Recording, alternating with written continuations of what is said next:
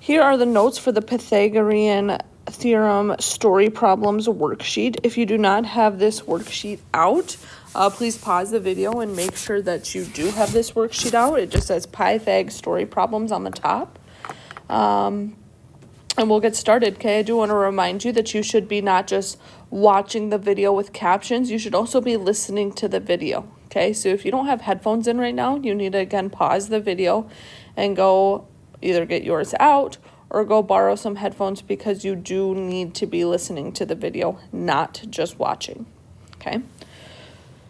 So we've been learning about Pythagorean theorem, and typically we've been given the sides A, B, C. Okay, today it's just going to be a little bit different. Today we're going to be looking at story problems, okay? So we're going to have to read a story and draw the triangle, okay? I think the biggest thing here is that you're going to have to draw a picture for every single one of these problems to accurately solve most of the time, okay? So you got to really picture, what is this saying? What does it look like? How does this form? Remember, we need a right triangle in order to solve. Okay, so number 1 says the bottom of a ladder must be placed 3 feet from the wall. The ladder is 10 feet long. How far above the ground does the ladder touch the wall? Okay, again, without drawing a picture, this is hard to envision. Okay, so let's think about this. Walls, okay, this is probably what we all picture a wall looking like. Okay, and if a ladder is leaning up against the wall, this is probably what the ladder looks like. Okay, and then here I can connect my triangle, and now I have a right triangle. Now we need to fill in the information that we know to see the side lengths that we know. Okay, it says the bottom of the ladder must be placed 3 feet from the wall. So if this is the bottom of the ladder, we know that the distance between the bottom of the ladder and the wall, remember that's the wall, is 3 feet. So that side length there, that is 3 feet. Okay, because the bottom of the ladder, between the bottom of the ladder and the wall, is 3 feet. Okay. The next piece of information we know is the ladder is 10 feet long. So the side that's the ladder, which in this case is our hypotenuse, okay, the ladder is 10 feet long. Okay, so our goal is to find how far above the ground does the ladder touch the wall. Well, the ladder touches the wall right here. This is the ground, so this is the side that we are trying to find. Okay, so we can use Pythag to solve this problem. Okay, I'm going to say 3 is my A. I'm going to say I am missing B, and my C is 10. So I'll plug that into the equation. 3 squared plus B squared equals 10 squared. 3 squared, 3 times 3, that is 9, plus B squared equals 10 squared, which is 10 times 10, which is 100. If I'm solving for B here, the next thing I should do is subtract 9 from both sides. If I'm trying to get B by itself, I got to get rid of that 9. If I subtract 9 from one side, got to do it to the other side. So that cancels out. We're left with B squared equals 100 minus 9, which is 91. Okay, last step. We have B squared. We need to get rid of the squared, so we got to think about what's the opposite of squaring something.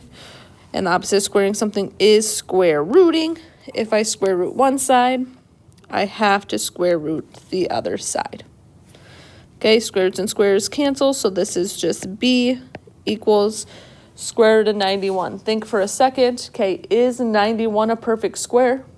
Nope. So we're just going to leave it as the square root of 91.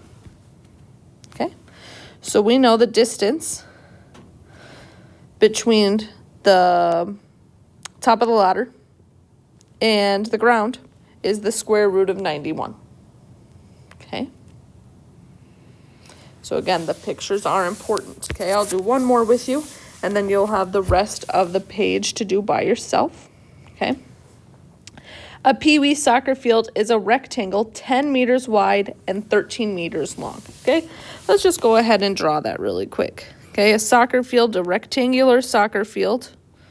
Okay, hopefully we all know what a rectangle looks like, and if not, what a soccer field looks like. I don't know.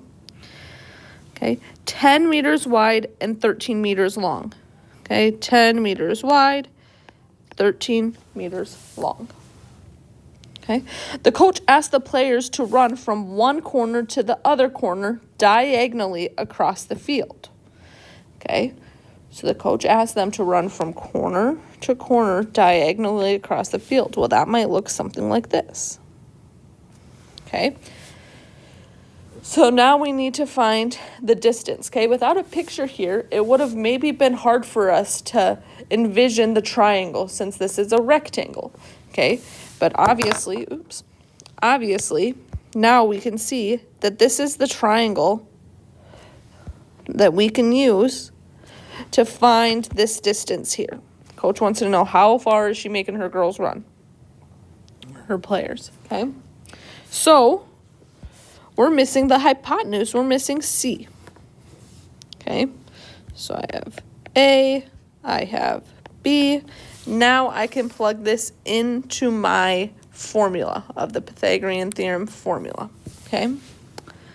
10 squared for A squared plus B squared, which is 13 squared, equals, I do not know my C, so I can leave it as C squared, okay?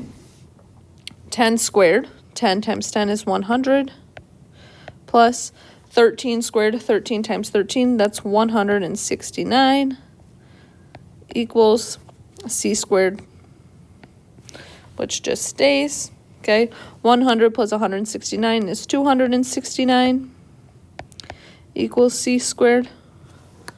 Okay, and again, to get rid of the square, the opposite of squaring something is using the square root. So if I square root this side, I have to square root this side, okay? Square roots cancel. We're left with C equals 269 is not a perfect square, so we just leave it as the square root of 269. Okay, so again, draw pictures to help you, okay? You need to finish the rest of this worksheet at this time.